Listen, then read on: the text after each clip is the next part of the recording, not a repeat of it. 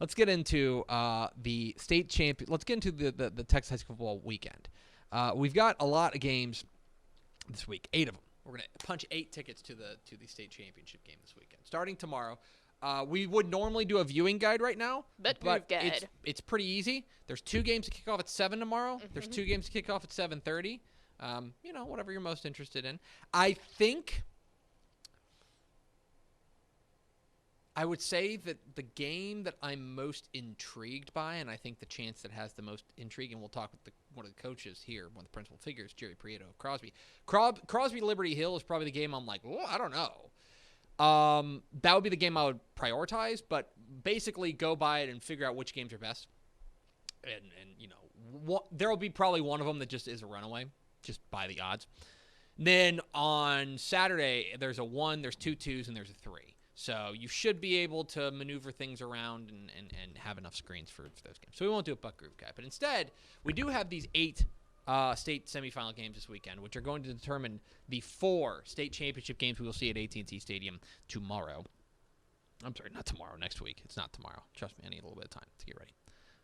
And I looked at them, and I tried to figure out, all right, of these different combinations, which game would I be most intrigued by? I'm not saying it would be the best game. I'm not saying it would be the game that I'm not saying that they are necessarily the games that I am predicting to happen. In many cases, I'm not predicting it to happen. But which matchup in a state championship game would I be most intrigued by? So I went bracket by bracket, and I tried to pick one. Now, another caveat, I would be interested in all of them. All the games would be very interesting. So I wanted to go through and figure out which game in each bracket I would be most intrigued by in the state championship games. So we're going to start in the big bracket, starting 6A Division 1. 6A Division 1, and this is from a pure, this is how you know that I'm a journalist, right? I am talking all about storyline here, which is I am most interested in Southlake Carroll versus Austin Westlake, okay? Mm-hmm. Of course, I would love to see Duncanville versus North Shore again. Of course, I would love to see, Duncanville versus Westlake. Talk about 2 great defenses there, right? Of course, I'd love to see Carroll versus North Shore. Of course. But if you give me the option of having a father face off against his son in a head coaching matchup on a state championship stage to close out the season, I'm going to take it. I'm going to take it. That's the one that I am most interested in. I would say you go the game that would intrigue me the most would be Southlake Carroll versus Austin Westlake, if anything, because, on the field would be interesting. I mean, the Austin Westlake defense against Quinn Ewers and that outstanding offense for the Dragons, right? But also, you want to talk about coaches who know each other so well. We've never had a game like that. Never. At least in a state championship perspective, of 2 teams or 2 coaches that would know each other so well that there are no secrets between them. Mm-mm. That is one game that I would be very interested in seeing. In 6A Division 1, I think most intriguing would be Southlake Carroll and Austin Westlake. Well, especially because we thought we were gonna get that matchup at the beginning of the year, so to see it with everything that happened come into fruition at the end would be pretty stinking cool. Yes, exactly. So that's where I'm at on that. Okay. 6A Division 2. I've gone back and forth on this one because there's a few, and I think that all of them would be really interesting. But I think the one that I've settled on would be Cedar Hill versus Katy. Just because of the history that they have. Mm-hmm. Because, of course, you remember in the early part of this decade, they played 3 straight state championship games. Cedar Hill won 2 of them. Katy won 1 of them.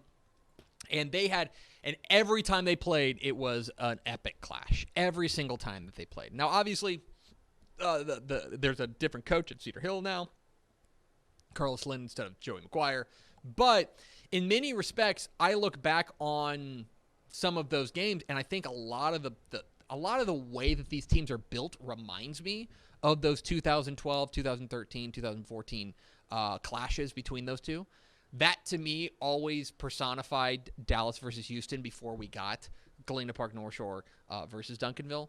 I think Cedar Hill versus Katy was the OG rivalry of DFW versus Houston.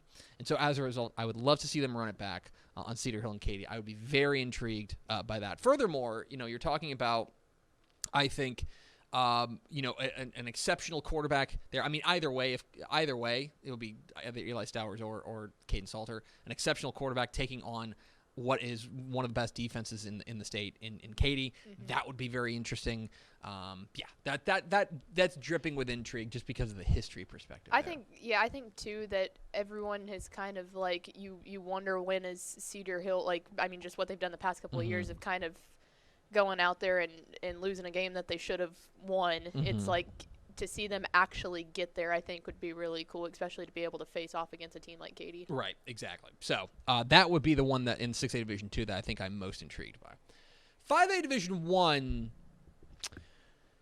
is tough too, because I do think that you've got a pair of how do I put that? You have a pair of party crashers here, right? You've got in Mansfield Summit, right? Of course, a team that finished 4th in their district, arguably 5th in their district, that have made an unbelievable run. The Cinderella story there is remarkable. Corpus Christi Vets is such a young program, and what they've been able to accomplish in such a short time is very intriguing to see them in a state championship game. I'd love to see that. Love to see either of those teams in there. But I do think that in the end, in 5A Division 1, the game that I would be most intrigued by is probably the two teams that, at least early in the season, we sniffed out that we thought could be here, which would be Ryan and Cedar Park. This is looking at a actual, you're focusing on this one as the actual style of play on the field rather than the story. Some of them, other ones have been like the pretty story about how great it would be for a Corpus Christi team to get in or something like that, but then you look at this and you go, that would just be a banger of a game. Cinderella in Summit, right? This is, to me, these are the two best teams in that bracket, in my opinion, have been. Now, certainly not guaranteed to get there. But I do think that I would love to see how Denton Ryan's defense does against Cedar Park's kind of powerful offense, right? With Ryder Hernandez and all those guys.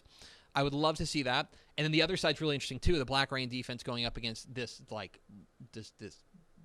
weapon-laden team from Denton Ryan. I think that's very interesting. So I'm not going to overthink that one. I think 5A Division 1, you just go with what I think would be the best matchup on the field, and I think the best matchup on the field would be Denton Ryan Cedar Park. 5A Division 2 was maybe the toughest one, and this was I decided to go a little weird. I like the weirdness on this one. I decided to go weird here. 5A Division 2. I think what I'm most interested in is Wichita Falls Rider and Liberty Hill. Okay? Just absolutely weird, and I love it. I think that would be one of the strangest state championship games we've had in a long time. Whether you're talking about a team from Wichita Falls, making it there in Rider, and this is their big chance to get there. This is a very senior-heavy squad. Going up against, this team from Liberty Hill, which is, of course, they move up from 4A in their first year. They've been rolling. I also think from a stylistic perspective, the Liberty Hill offense against the Wichita Falls Rider defense is probably the most intriguing individual clash of units that you could get in this one. And I just think that would be really fascinating. I figure that in 5A Division 2, you might as well just try to get weird. And this would be the weirdest matchup. That would be the one that, how does Liberty Hill deal with Jacob Rodriguez when they've had problems with, the quarterback at Leander Rouse, and they've had problems with the quarterback at Sherilyn Pioneer? How do they, and we'll see how they fare against Crosby this week. How would they handle a guy like Jacob Rodriguez? Can the Liberty Hill offense continue its torrid pace? Could the Rider defense slow match down? Up and slow down enough? Because that every part about that game is it's injected into my veins. It's a little bit weird, and I feel like that would be the one that I would most weird. You might as well just go weird on that one. So those are the games I think from a title game perspective I would be most intrigued by. No matter what, I'm going to be excited about them. I think what's interesting, and I mentioned this in the picks video we'll get to. It's been a long time since I think I've been this hyped for the state semifinals. Part of it, I think, is that because there's only 8 of them, I can kind of laser focus on the 8. Right. You know what I mean? So that's really fun. But I also think that the matchups this week, there's only about 2 that I feel like I have a really good read on, and I feel like I know what's going to happen. The other 6, you could go any which way, and so I'm just really interested to see how these games play out. There's so many different storylines in each of these semifinals, and they're going to lead to some fantastic title games next week. So those are the games I'm most intrigued in. Let me know in the comments which games you would like to see.